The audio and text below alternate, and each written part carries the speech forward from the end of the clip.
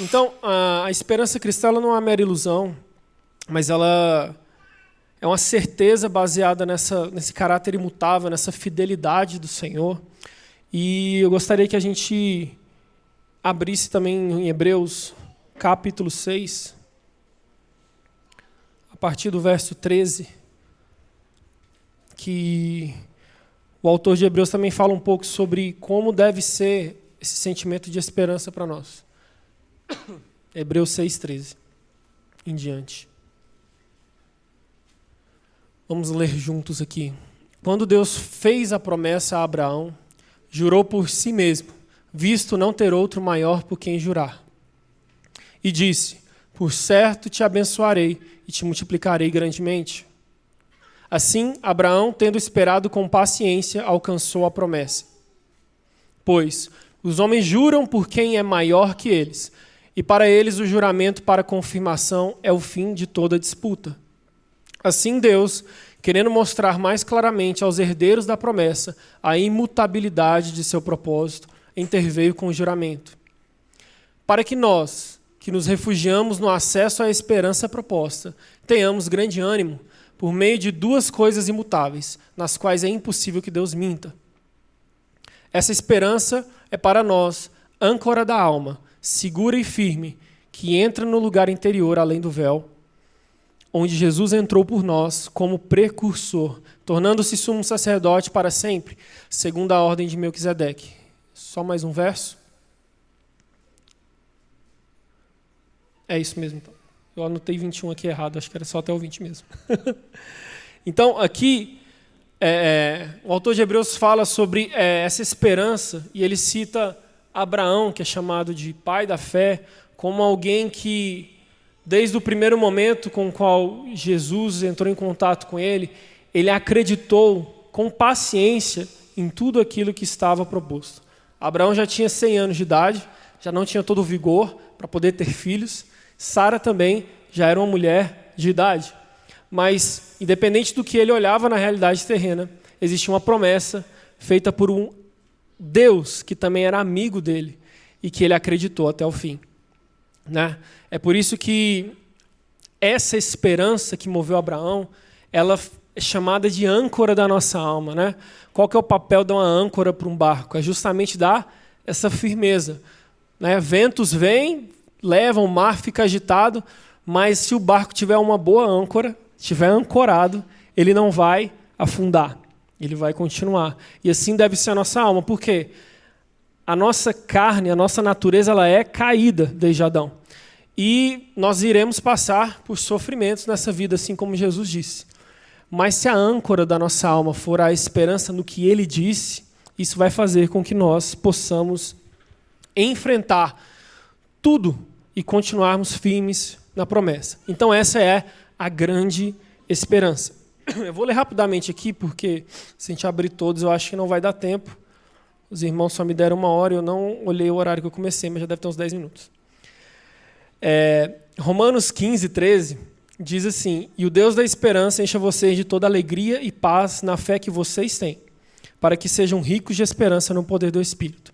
E lá em 1 Pedro também diz: bendito seja o Deus e Pai do nosso Senhor Jesus Cristo, que, segundo a sua misericórdia, nos regenerou para uma viva esperança, mediante a ressurreição de Jesus Cristo dentre os mortos, para uma herança que não pode ser destruída, que não fica manchada, que não murcha e que está reservada para nós nos céus. Essa é a garantia de que nós teremos a nossa promessa, o próprio Cristo. Agora eu queria falar sobre um segundo ponto, que é a redenção do homem. Quando estamos falando em soteriologia, salvação, justificação pela fé, redenção, existem entendimentos que aqui a teologia permeia, né? Mas uma coisa que eu acredito que é incomum é que no momento que nós somos salvos, né, que o Senhor nos encontra, nós somos redimidos. Mas nós somos redimidos naquele momento e continuamos sendo redimidos. Não é um processo que acontece e acaba por si só. Então, a redenção do homem ela é processual, ela é um processo contínuo de transformação e crescimento espiritual. Lá em Filipenses 1,6 diz que a boa obra que Cristo começou em nós, ele vai completar até o dia de Cristo Jesus. Então, até aquele dia. Então, quando você olha para o irmão que está do seu lado, quando você olha para a comunidade de fé, você olha para irmãos redimidos, justificados, mas que estão sendo redimidos, que estão sendo justificados também. Então, nós às vezes nos encontramos colocando coisas no meio do caminho, como se, poxa, se aquela igreja cai no escândalo, se aquele irmão cai, se o líder faz isso, se alguém faz aquilo, se eu estou sofrendo com uma doença na minha família, por que o Senhor não intervém? Ele já interveio na cruz e ele está intervindo, mas é um processo. Chegará um dia que sim, nós não teremos mais que esperar por doenças, nem dores, nem nada. Nós apenas o contemplaremos e seremos um só com ele. Mas o que nos permite esperar pacientemente por isso é esse sentimento de que ele vai cumprir o que ele prometeu. Então, nós temos que olhar para nós, na nossa condição, e entendermos que a nossa condição, ela é passageira, mas chegará um dia que ela vai ser eterna. Então, a música do Rodolfo, que eu gosto muito, que diz que o dia que será para sempre, o dia que não tem fim, vai ser o dia da redenção da nossa alma, vai ser o dia que o Senhor virá com seus anjos, com todo o exército celestial, e a partir daquele momento, nós não mais seremos abalados como nós somos hoje. Essa natureza, essa carne, não vai estar mais gritando como grita hoje. 2 Coríntios 3,18 diz: e todos nós, com o rosto descoberto, contemplando a glória do Senhor, somos transformados de glória em glória na sua própria imagem, como pelo Senhor, que é o Espírito. Então aqui mesmo em Romanos está falando, olha, nós somos transformados de glória em glória. Não é de uma vez e acabou. E em Romanos 12,2 fala justamente sobre nós não nos conformarmos com este século ou com este mundo, ou com aquilo que rege este mundo, mas nós transformarmos a nossa mente. Temos uma renovação de mente, de mindset. Seria o código do Senhor aqui, para que a gente experimente a boa, perfeita e agradável. Então, a gente precisa entender que o Senhor nos convida para, ter uma vida de transformação contínua. E eu sei que é comum, e eu observo em muitos irmãos, e comigo também, se eu não tomar atenção, nós somos levados a ser assim. Talvez nós alcançamos lugares no Senhor e parece que nós ficamos satisfeitos. Entende? Senhor, tu me deu uma casa, uma família, filhos, e parece que eu estou satisfeito. Mas não, há mais, há muito mais. Não, nada está certo aqui ainda, nada está bem, e mesmo as coisas que você considera boa para o Senhor, aquilo ainda é nada. Então entenda que o que o Senhor tem te entregado sendo bom, ou aquilo que o Senhor tem te entregado que você não considera bom, que talvez é um desafio, é uma tribulação que você está passando, ainda não é o fim. Tem mais coisas boas e também tem mais coisas ruins que vão acontecer até que nós cheguemos à maturidade. O terceiro ponto que eu queria falar é a natureza desse amor divino, a natureza desse Deus que tanto nos ama e que nós falamos tanto do amor dele, mas que talvez por poucas vezes nós compreendemos com clareza. Né? É mais fácil às vezes compreender no dia mau do que no dia bom a dimensão desse amor do Senhor. E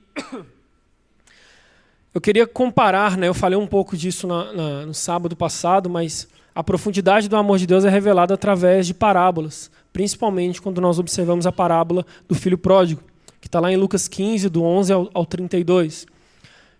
Vou só comentar ela rapidamente. Nós observamos um pai, 2 filhos. Um dos filhos pede a sua herança e vai embora. E o outro filho fica em casa. E mesmo o filho pedindo a sua herança, tomando a parte que é dele e indo embora, gastando tudo, quando ele está lá no pior momento, não no momento bom, onde ele ainda tinha todas as riquezas, quando ele está no pior momento, ele se lembra da casa de seu pai. E ele percebe, desejando a comida dos porcos, que, poxa, até os servos, né, até as pessoas que são inferiores a mim, porque eu sou filho, até os servos comem uma comida melhor do que eu estou proposto a comer aqui agora. Então, se eu voltar para a casa do meu pai e ser apenas um servo, eu acho que para mim tá bom. Você entende que ele não tinha observado o quão bom era a posição de filho dele até aquele momento? Até aquele momento, ele sendo filho, ele não tinha percebido o quão bom era ser filho. E a partir daquele momento ele decide tomar a decisão de voltar para o pai. Mas o que é mais incrível do amor do Senhor é que mesmo ele tomando a decisão de voltar para o pai, quando ele começa a chegar perto, o pai já está esperando. O pai já está indo ao encontro dele. Isso sim acontece conosco. Quando nós achamos que nós estamos no fundo do poço, meu Deus, eu caminhei muito tempo sem o Senhor e agora eu preciso voltar para Ele. Nós descobrimos que Ele sempre esteve ali para nos receber, que Ele sempre esteve ali para olhar para nós e falar, filho, eu já estava te esperando. E essa é a natureza do amor do Senhor. Um amor que ultrapassa tudo que a gente pensa sobre mérito ou sobre o que podemos ou não fazer. E assim foi com o segundo filho, não sei se mais velho ou mais novo, que ficou na casa. Ele era filho, mas se enxergava como servo. Porque ele chegou para o pai e falou assim, pai, você recebe o meu irmão com a túnica nova, coloca um anel no dedo, pega um bezerro e faz uma festa inteira para ele. E para mim que estou aqui, eu nunca pude pegar um bezerro e festejar com meus amigos. E aí o pai olha para ele e falou, mas que isso? Tudo que é meu é seu. Então era um filho que mesmo também sendo filho, não tinha a dimensão do que ele podia ou não fazer. Ele não tinha liberdade dentro da casa do próprio pai. E assim somos nós também. Nós estamos aqui enquanto comunidade de fé e talvez você nunca se desviou demais, igual alguns irmãos que você pensa. Mas você também não tem a liberdade como filho, mesmo estando aqui dentro. Já participou de intensivos, está aqui há anos, mas ainda não consegue olhar para esse lugar e ver que essa aqui é a casa do teu pai, que dentro de cada irmão tem um pouco de Cristo. Nós precisamos entrar e ter essa consciência da natureza do amor do nosso pai. Porque senão nós não teremos a liberdade para acessar esse amor. Nós mesmos colocaremos uma barreira nele. Alguns exemplos também de outros versículos que falam sobre esse amor. João 3,16 fala aqui, porque Deus amou tanto o mundo que deu seu Filho único para que todo aquele que nele crê não pereça, mas tenha vida eterna. E, gente, eu acho que o Nielton comentou isso no intensivo passado, mas pensa. Eu estaria pronto a qualquer momento em morrer pelo Felipe, se fosse para ele continuar vivo. Mas de maneira nenhuma eu entregaria ele por qualquer um que está aqui. Esse é um nível de amor que é difícil da gente acessar. Talvez você, como pai e mãe, você pense em entregar seu filho em favor de uma outra pessoa. Nós não conseguimos conceber isso, mas o Senhor concebeu. Ele olhou para nós e falou, eles são dignos do sangue do meu filho. E essa é a liberdade e o tamanho do amor que nos alcançou e que traz esperança para que possamos caminhar juntos uns com os outros. Outro ponto que eu queria falar era sobre o papel da fé. É impossível a gente falar de esperança sem falar de fé. É impossível a gente falar de esperança sem o combustível dela, que é a fé. Esperar por algo que não está vendo, ao mesmo tempo, é confiar e acreditar de todo o coração naquilo que também não está vendo, que é a fé materializada. Né? Então, os discípulos, quando Jesus começa a falar sobre fé, eles terminam falando assim, Senhor, então faz o seguinte, aumenta a nossa fé, porque não tem como a gente acessar esse lugar, ou ser quem o Senhor quer que sejamos, se o Senhor não aumentar a nossa fé. E mais tarde Paulo fala, né, sobre que a fé vem do ouvir, e ouvir a palavra, a voz de Deus. Entende? É muito bom nós lermos a Bíblia. Por quê? Porque a Bíblia é a palavra de Deus. Mas é muito bom a gente também encontrar a Bíblia dentro dos nossos irmãos, dentro de lugares onde o Senhor é colocado em primeiro lugar. Mas para isso nós precisamos ter ouvidos sensíveis e fé suficiente. Porque às vezes nós gostamos muito do que Deus prometeu, mas nós não confiamos de verdade lá no fundo que vai acontecer. E esse é um dos maiores problemas. Por isso que nós precisamos de fé. Em Hebreus 11, do verso 1 ao 3, eu não sei se vocês estão projetando, eu estou indo um pouco mais rápido, porque senão a gente não vai dar tempo. Isso. Do 1 ao 3 vai dizer assim, ora, a fé é a certeza de coisas que se esperam e a convicção de fatos que não se veem.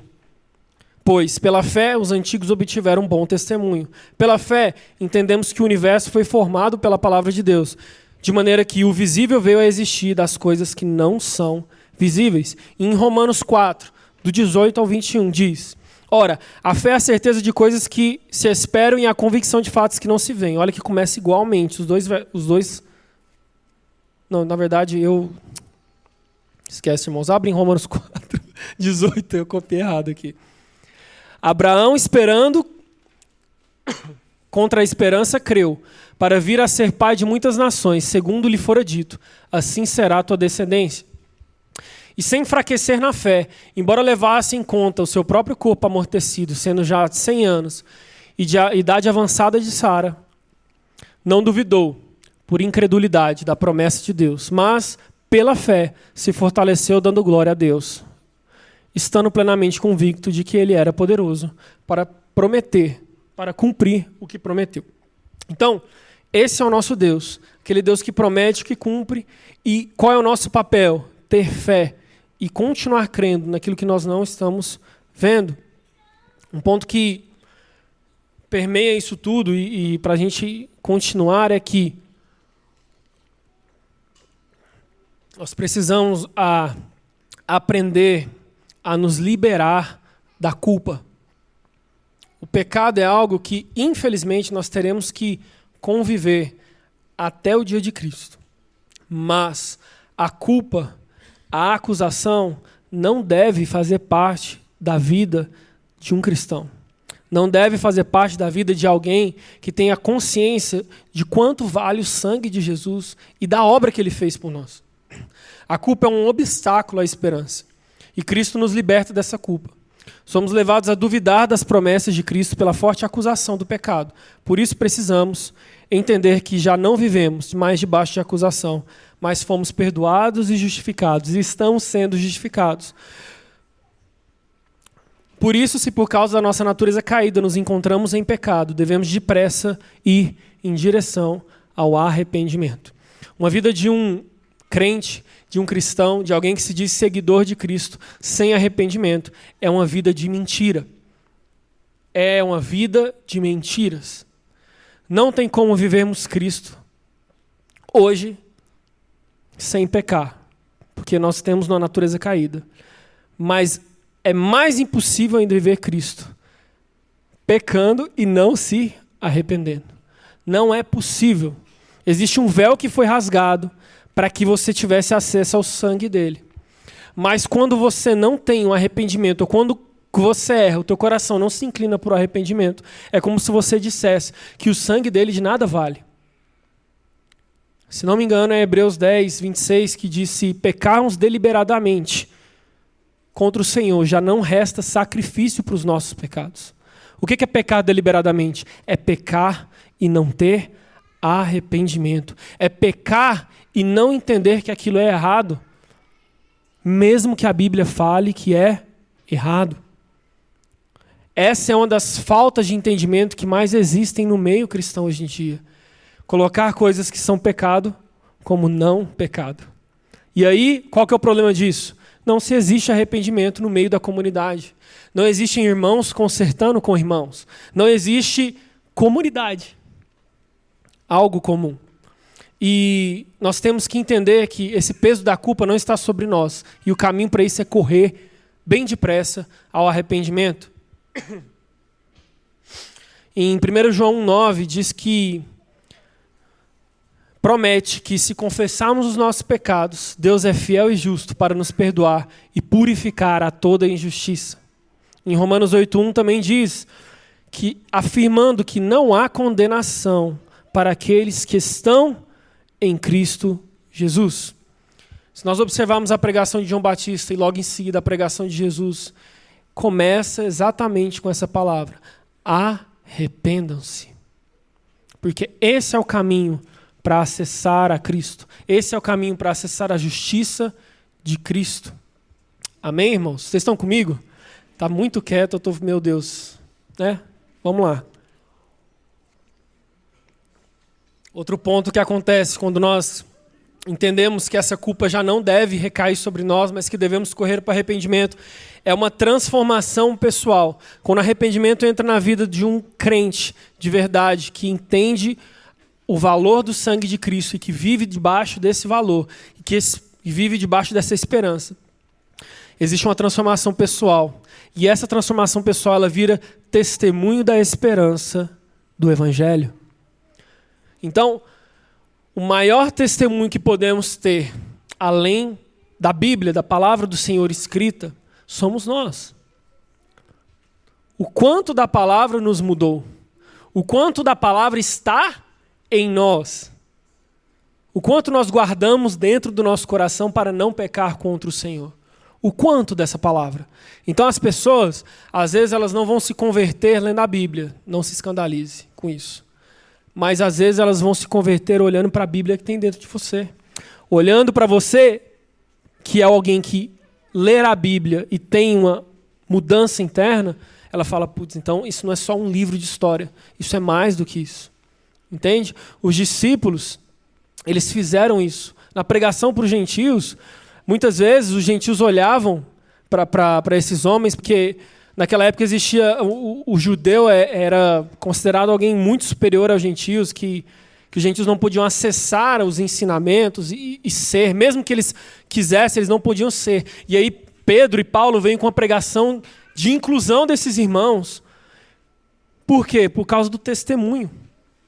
Por causa do testemunho desses homens.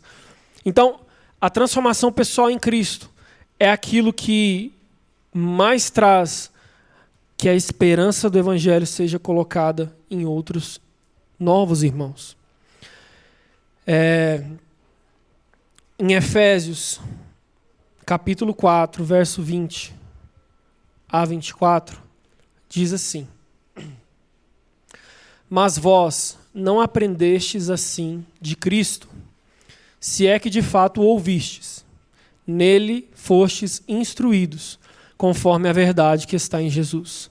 A vos despir do velho homem, do vosso procedimento anterior, que se corrompe pelos desejos maus e enganadores, e a vos renovar no espírito da vossa mente, e vos revestir do novo homem, criado segundo Deus em verdadeira justiça e santidade.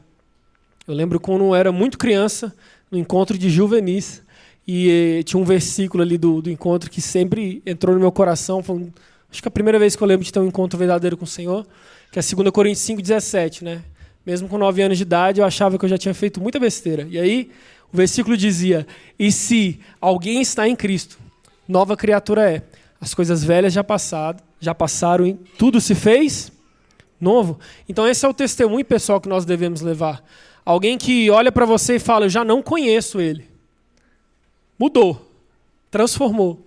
Ele está parecendo mais com outro homem que morreu há 2.000 anos atrás. Esse é o testemunho que devemos carregar, amém? Mas para isso acontecer, existe alguém que tem que mover o nosso coração. E esse alguém é o Espírito Santo. Esse Espírito Santo dá promessa, o Espírito Santo garantidor. Ele é o penhor do Senhor para nós. E ele é o agente dessa esperança, que nos fortalece, que nos guia na nossa jornada de fé. E é uma das promessas mais fortes em Cristo, e versículo muito lindo, que tem muitas canções, é João 14. Queria que nós abríssemos em João 14, verso 26, que fala sobre o Espírito Santo. Mas o Consolador, o Espírito Santo, a quem o Pai enviará em meu nome, ele vos ensinará todas as coisas e vos fará lembrar de tudo o que eu vos tenho dito. Existe alguém que precisa estar andando junto com a gente nessa caminhada com o Senhor. E esse alguém é o Espírito Santo. A Bíblia diz que ele é uma pessoa porque existem sentimentos. Esse Espírito do Senhor, ele é movido de sentimentos a nosso respeito, a respeito do Senhor. E quando andamos com ele, nós começamos a compartilhar também dos seus sentimentos. Quando nos casamos ou quando nos juntamos com alguém, mesmo que não querendo, nós vamos compartilhar dos sentimentos com aquela pessoa. Meu irmão, se a sua mulher estiver com fome, cara, vai ser um problema para você. Você vai entender os sentimentos dela, querendo ou não. Ela vai deixar muito claro. Né? Vou expor minha esposa, não. Ela vai deixar claro que ela está com fome, ela vai deixar claro que ela está insatisfeita, ela vai deixar claro as vontades dela. A mesma forma é quando nos relacionamos com o Espírito Santo de Deus. Ele deixa claro as vontades dele.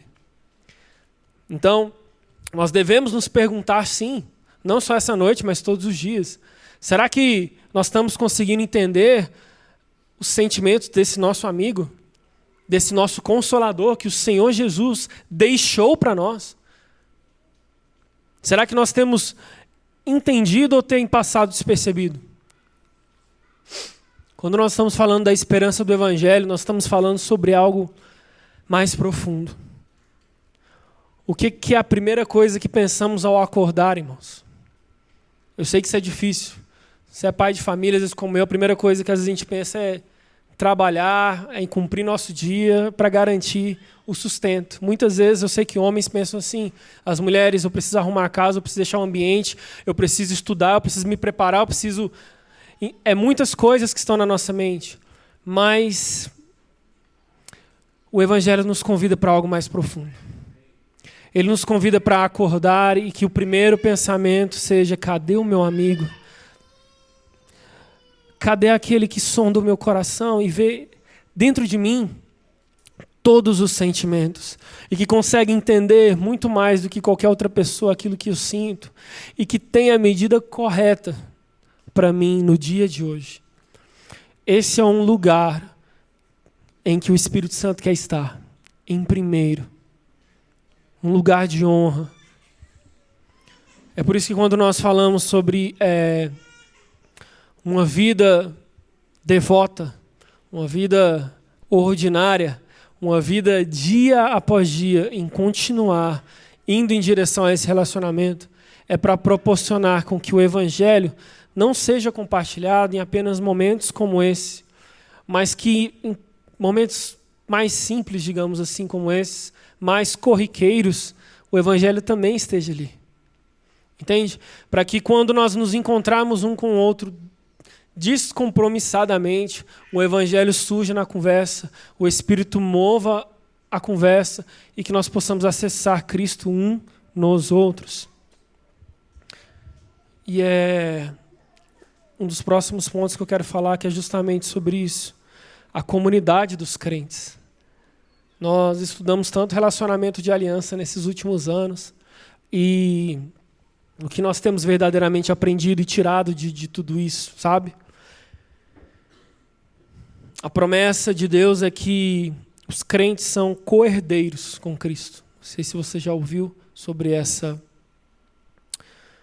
passagem, mas nós somos co-herdeiros com Cristo, recebendo tanto a vida eterna quanto a participação do reino de Deus.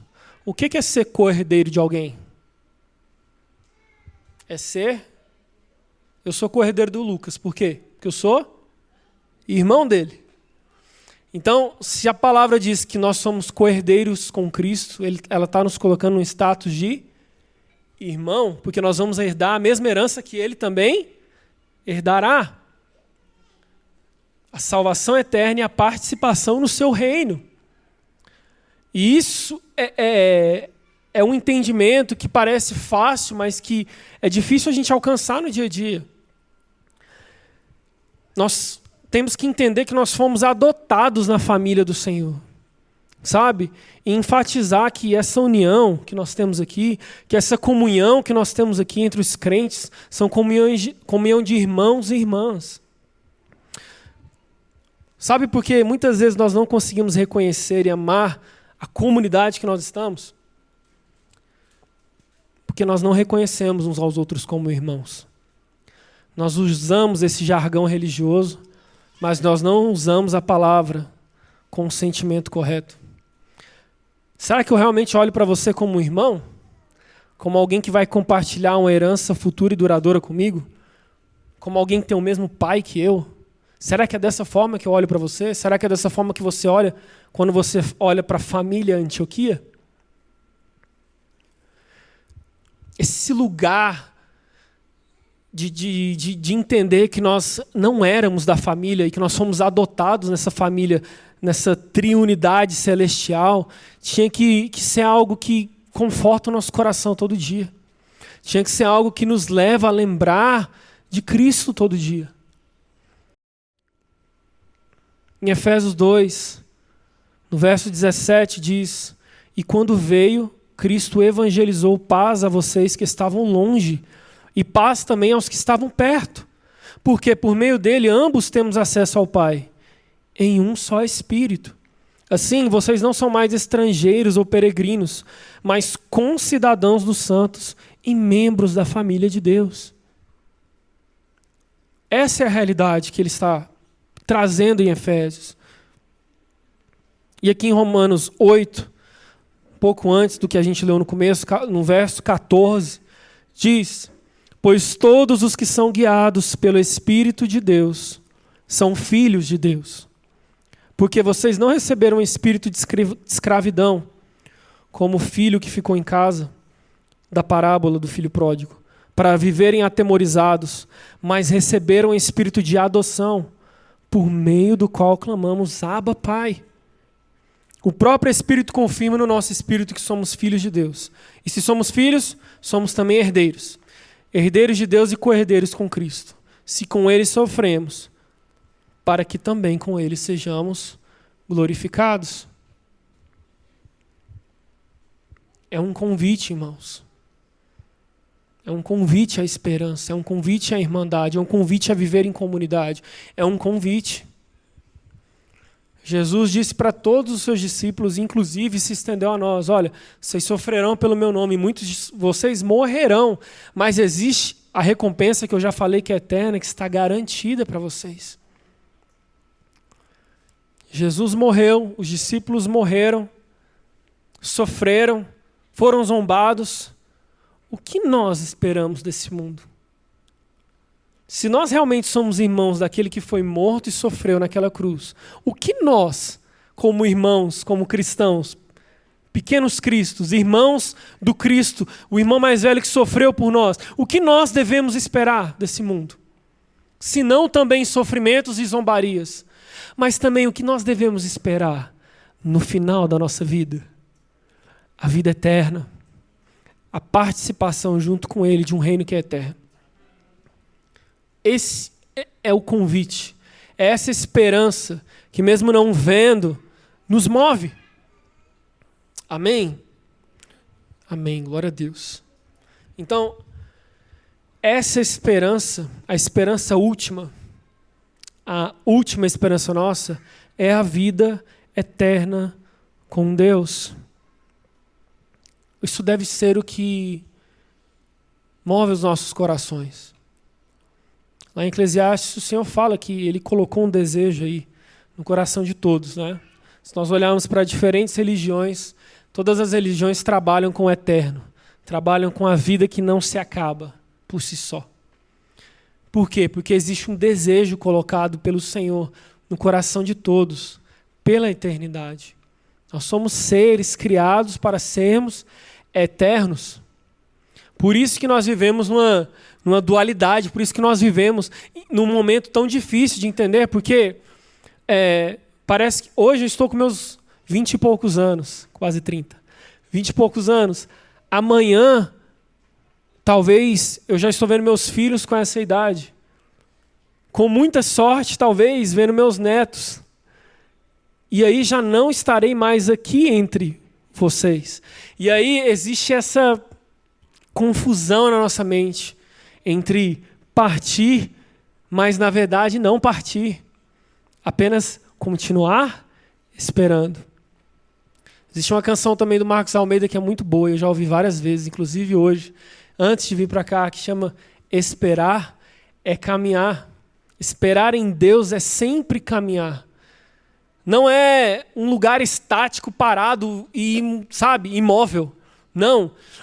A esperança no Senhor, quando o Senhor entra e move nos nossos corações, Ele está nos movendo para ativamente nós andarmos em direção a Ele. Né? Quando Jesus fala que Ele é o único caminho, a verdade e a vida. Gente, eu estava lendo, agora eu não lembro exatamente aonde, mas quando os discípulos, Jesus está falando sobre isso, né? É João 14, eu acho. Jesus está falando sobre, eu vou para o Pai, vou preparar, na casa de meu pai tem muitas moradas, eu vou preparar, vai ser top, cada um vai ter uma morada legal. E eles estão falando assim, tá, mas... Começam a questionar e perguntar, mas então, mostra-nos o Pai. Então, mostra-nos como é que vai ser isso. E Jesus, assim, com muita paciência, né? Eu não sei a entonação de voz que ele usou, mas ele diz, vocês estão aqui, me vendo, né? Basicamente me tocando, comendo comigo. Vocês já foram na minha casa e vocês ainda perguntam, mostra-nos o Pai? Vocês ainda questionam de que maneira isso vai acontecer, sendo que eu estou falando aqui, vivendo com vocês. Então, se até os discípulos que estavam diante de Cristo ainda não conseguiam enxergar plenamente quem Ele era, quanto mais nós. É por isso que o Espírito Santo da promessa é aquele que vai sempre apontar para Cristo, apontar para Cristo, apontar para Cristo. Nós precisamos ter a humildade de entender que o que nós conhecemos, lemos, estudamos e o que eu vou estudar e vocês, até o final da vida de vocês, não será suficiente para que em nós mesmos possamos apontar para Cristo. Não tem esse lugar, não tem essa maneira. Só existe uma maneira, que é através do Filho. E o Filho deixou o Espírito para que seja esse guia ao caminho. Então, eu lembro de quando criança, as palavras eram diferentes do que a gente ouve hoje em dia. Até eu estar numa outra comunidade, antes de vir para cá, os apelos eram sempre muito protocolados, padronizados, né? Onde nós estávamos era Romanos 10, 9 e 10. Né? E se você levantar sua mão, se você crer com o teu coração, você crer com o teu coração, confessar com a tua boca, você será salvo. E amém por isso. Mas era um protocolo para o apelo, entende? E às vezes eu olhava aquilo e olhava alguns irmãos lá na frente, eu falava, cara, amanhã vai ser amanhã, do mesmo jeito que foi hoje e nada vai acontecer. Se alguém de verdade não parar com eles e mostrar o caminho. Entende? E com nós da mesma maneira. Se nós andarmos sozinhos, nós não vamos apontar para o caminho. Se nós andarmos acreditando que o entendimento que nós temos em Cristo hoje é o suficiente, nós não vamos apontar para a vida eterna, para o caminho. Falando sobre vida eterna, né? E falando sobre isso que eu estava dizendo, sobre esse protocolo, parece que eu preciso passar por essa e essa etapa para poder conhecer como caminhar com Ele. Então, muitos versículos não eram usados, mas quando a gente vai ler Apocalipse, no capítulo 21, no verso 4, você percebe uma realidade que traz talvez um pouco mais de esperança, um pouco mais de resposta ativa ao que o Senhor está propondo. Ele fala em Apocalipse 21, 4. E vi novo céu e nova terra, pois o primeiro céu e a primeira terra passaram, e o mar já não existe. Vi também a cidade santa, a nova Jerusalém, que descia do céu da parte de Deus, preparada como uma noiva, enfeitada para o seu noivo. Então ouvi uma voz forte que vinha do trono e dizia: eis que o tabernáculo de Deus com os seres humanos. Deus habitará com eles. Eles serão povos de Deus, e Deus mesmo estará com eles e será Deus deles. E agora, irmão, e lhe enxugará toda lágrima, e já não existirá mais morte, já não haverá mais luto, nem pranto, nem dor, porque as primeiras coisas passaram.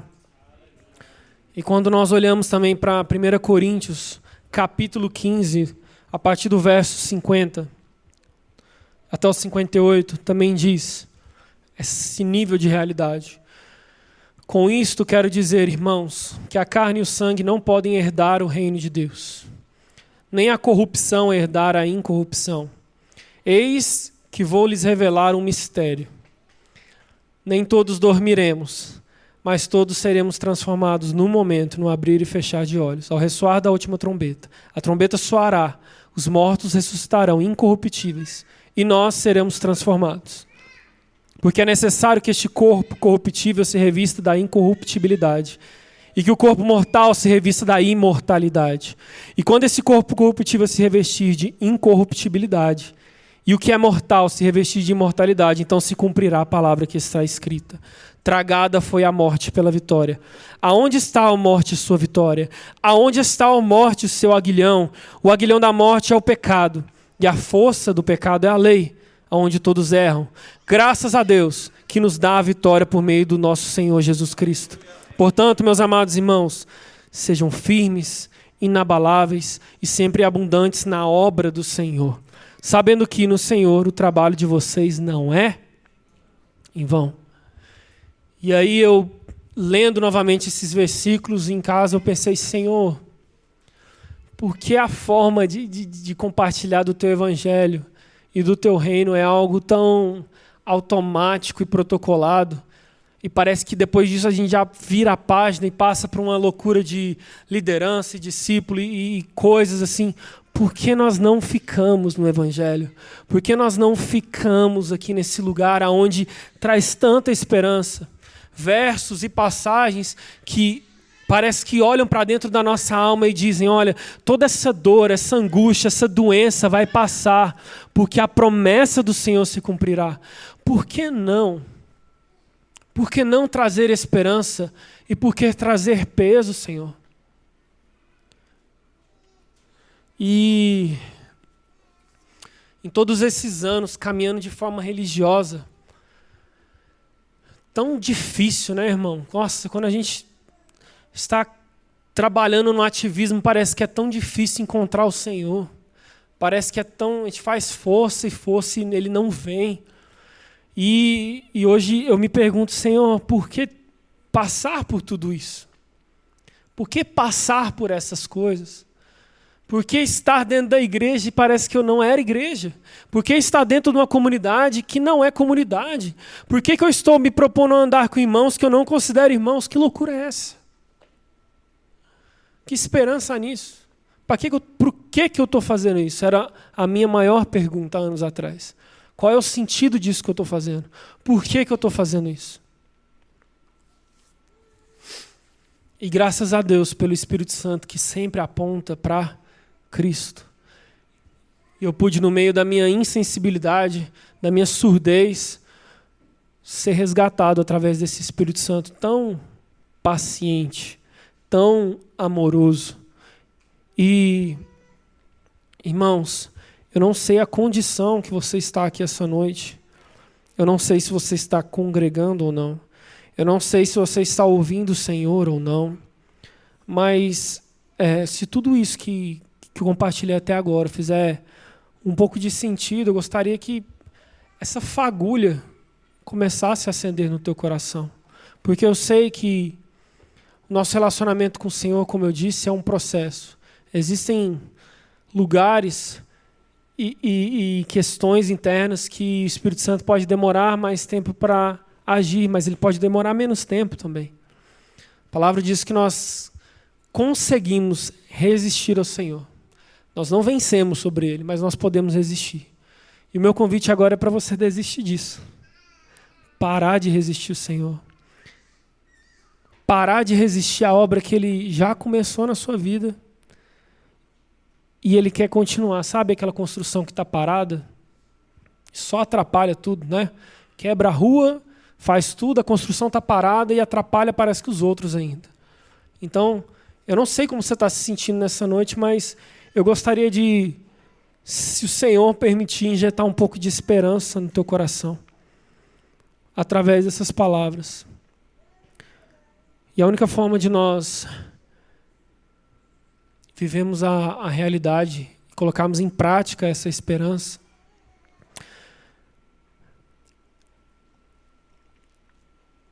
nós esperamos por algo que nós não vimos.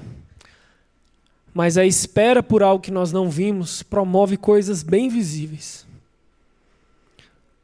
A palavra diz que a fé sem obras, ela é morta, vazia. Então, o evangelho sem uma mudança, ele também é vazio. Entende? Se eu te conheço hoje e você continua sendo a mesma pessoa daqui 5 anos, talvez o evangelho não conseguiu adentrar num lugar que precisava entrar. Talvez você deixou de ter esperança na promessa que o Senhor prometeu.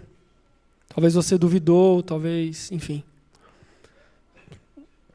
A prática da esperança, ela tem que resultar em ações, decisões e atitudes. Tudo isso começa com arrependimento.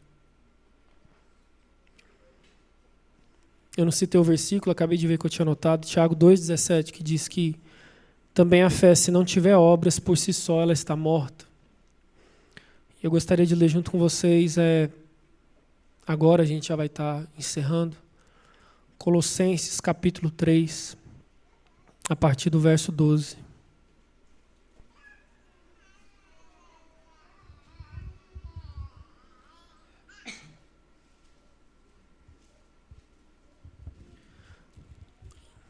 Bem, Colossenses 3,12, nós vamos ler até o 17. Diz que, portanto, como eleitos de Deus, santos e amados, revistam-se de profunda compaixão, de bondade, de humildade, de mansidão e de paciência. Suportem-se uns aos outros e perdoem-se mutuamente, caso alguém tenha motivo de queixa contra outra pessoa.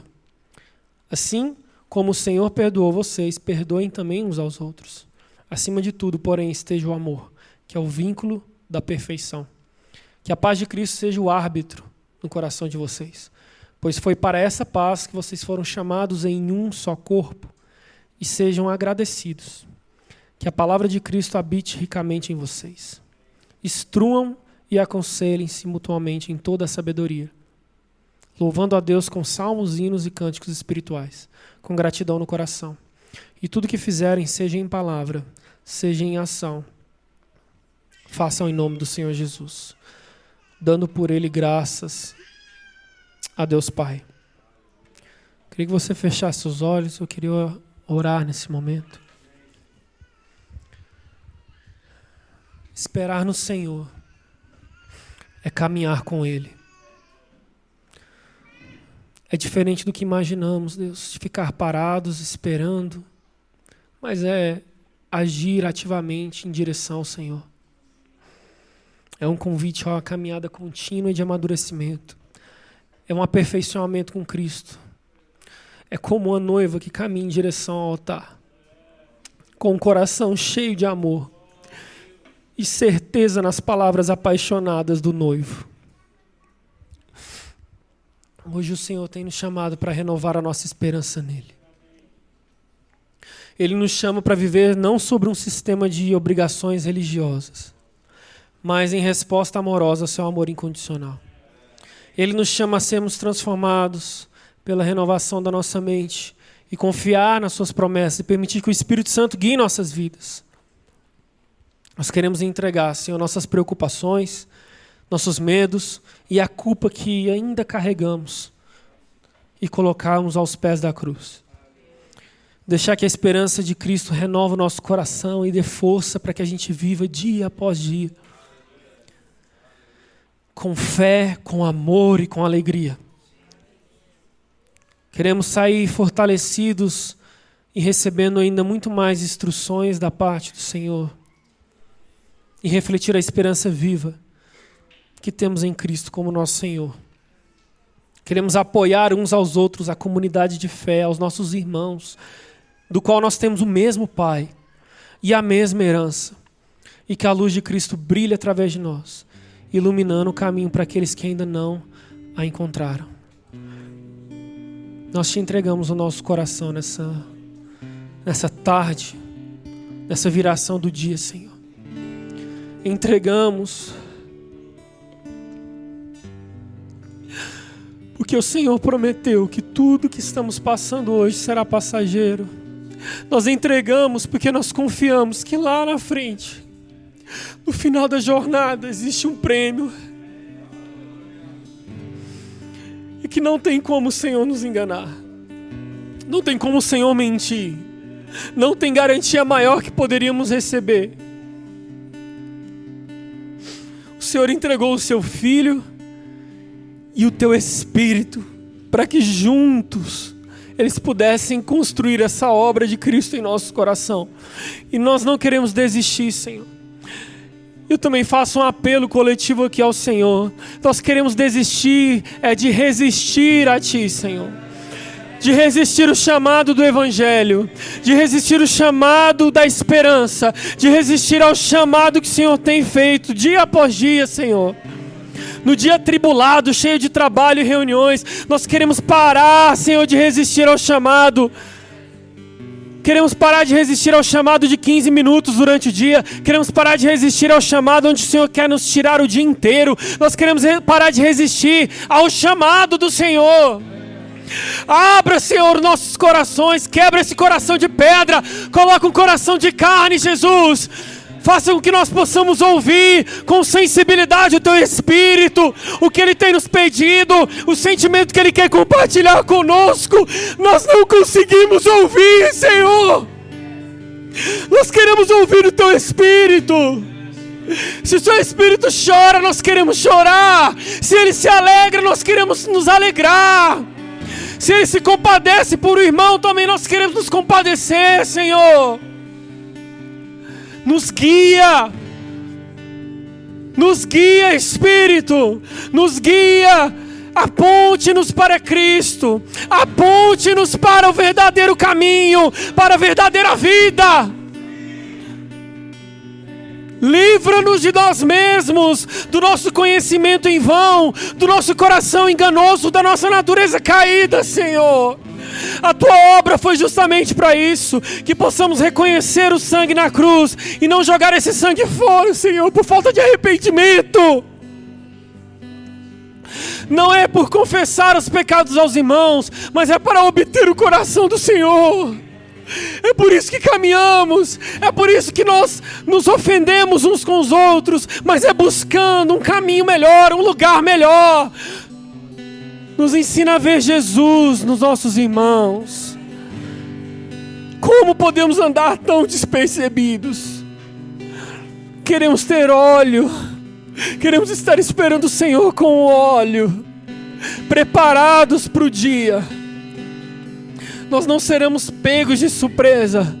As coisas não acontecerão simplesmente num piscar de olhos, mas o Senhor tem preparado para que, quando acontecer, nós estejamos já prontos.